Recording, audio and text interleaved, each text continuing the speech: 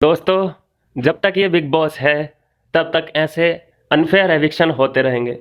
उसका मतलब ये नहीं है दोस्तों कि हम अपना मूड खराब करके बैठ जाएं।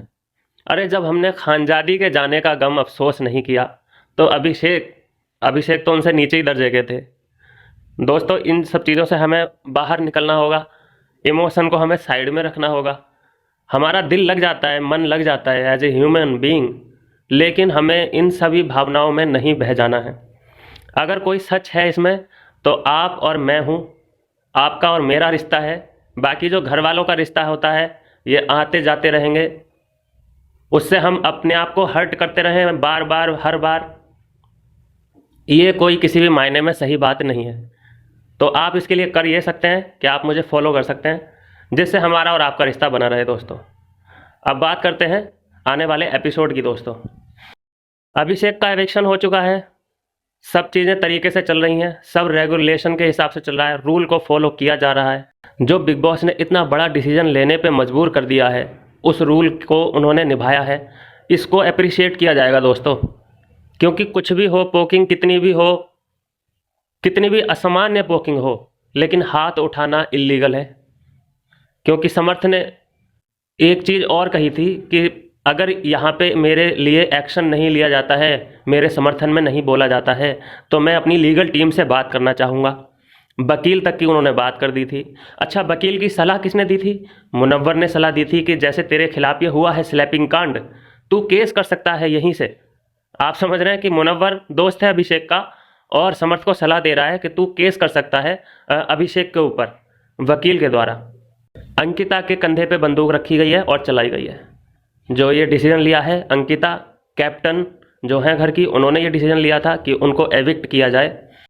अब बात करते हैं दोस्तों, चिंटू की बात करनी पड़ेगी यहाँ पे, क्योंकि एविक्शन जो चिंटू ने जिस तरीके से अपना पेशेंस दिखाया है, वो चिल्लाया नहीं, काम रखा उसने। थप्पड़ पड़ने के बाद भी उसने इंतज़ार किया और बहुत ही कामली तरीके से बोला कि मैं इंतज़ार रहेगा मेरा, मुझ में सब्र है, लेकिन इतना भी नहीं है कि मैं ज़्यादा इंतज़ार कर सकूं इस चीज़ का।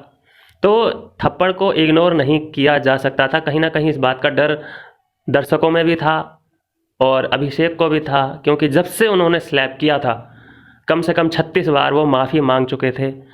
सभी घर वालों से बोल चुके थे कि यार मेरा यहाँ तक का सफ़र, मैंने इतनी मेहनत की है यहाँ तक आने के लिए और अब ऐसे चला जाएगा सब कुछ मेरे हाथ से। तो उनको कहीं ना कहीं ये रियलाइज हो चुका था तुरंत कि मेरे से बहुत बड़ी गलती हो चुकी है, ये अब इसका कुछ नहीं हो सकता। विक्की भैया ने भी कहा था गार्डन एरिया में बैठे हुए कि देख भाई, तू जाएगा तो पक्का, तू पक्का जा रहा है, लेकिन तेरी याद बहुत आएगी। हंसी मजाक में ही कहा था, लेकिन ये जो भी है सच कहा था। बिग बॉस ने सोचा होगा कि यार रूल इज़ रूल, अभिषेक जैसे बंदे आएंगे उनके शो में, कितने ही आएंगे कितने ही जाएंगे, लेकिन उसकी वजह से रूल हमेशा खड़े रहना चाहिए। चाहे उसके लिए टीआरपी हल्की सी डाउन भी हो, कोई दिक्कत नहीं है, उससे टीआरपी से कंप्रोमाइज़ कर सकते हैं वो, लेकिन रूल एक बड़ी चीज़ होती है और वो भी सबसे मेजर रूल तोड़ा गया है। वायलेशन बहुत बड़ा रूल होता है। अब बात कर लेते हैं भैया चिंटू की। यार चिंटू एक ऐसा कैरेक्टर है ना दोस्तों कि उस पर गुस्सा भी नहीं आता है। आता है आपको गुस्सा? मुझे नहीं आता। फनी कैरेक्टर है वो। बस उसने फन जो है अभिषेक के साथ नहीं किया है, बाकी सब लोगों के साथ वो फनी है और वो सब चीज़ों को अंडरस्टैंड करता है, गेम को समझता है। वो जानता है कि भैया मेरा यहाँ पे कुछ नहीं है, मेरे पास खोने के लिए यहाँ कुछ है ही नहीं। मैं जितना इनको परेशान कर लूँगा, जितना मैं यहाँ पे फनी दिख जाऊँगा, जितना यहाँ पे कंट्रोवर्सी क्रिएट कर दूंगा, वो ही मेरा है, संपत्ति है वो मेरी। लेकिन वो यहाँ से कुछ भी नहीं लेके जाने वाला है।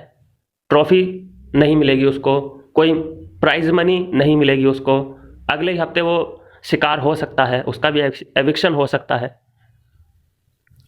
लेकिन उसने एक पहचान जरूर बना ली है अपनी, फनी बॉय के रूप में। फन उसने अभिषेक के साथ नहीं दिखाया, बस ये थोड़ी सी गड़बड़ हो गई। उसके फनी कैरेक्टर है यार, उस पर गुस्सा ही नहीं आता है। उसका डांस देखा है आपने? अलग ही स्टेप रहते हैं। उसकी बातें देखी हैं आपने?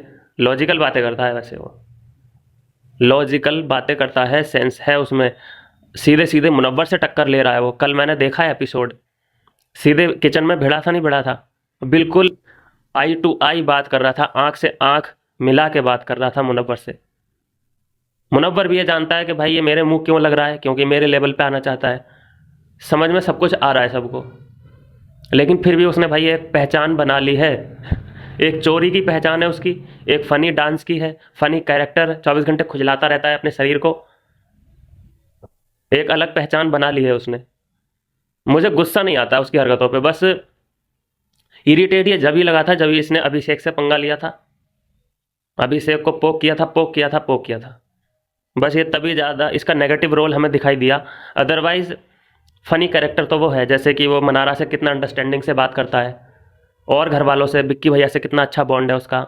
बड़े बड़ी मछलियों को फंसा रहा है वो, पहले अभिषेक को फंसाया है और अभी वो फंसा रहा है मुनव्वर को। तो देखना होगा, आने वाले एपिसोड काफ़ी दिलचस्प रहेंगे। आप बने रहिए मेरे साथ, और आपको जितना भी गुस्सा निकालना है फॉलो के बटन पर निकालिए, दबाओ उसको, दबाओ, इतना दबा दो, दबा दबा के उसको काला कर दो। मिलता हूँ नेक्स्ट वीडियो में। बाय बाय मेरे दोस्त।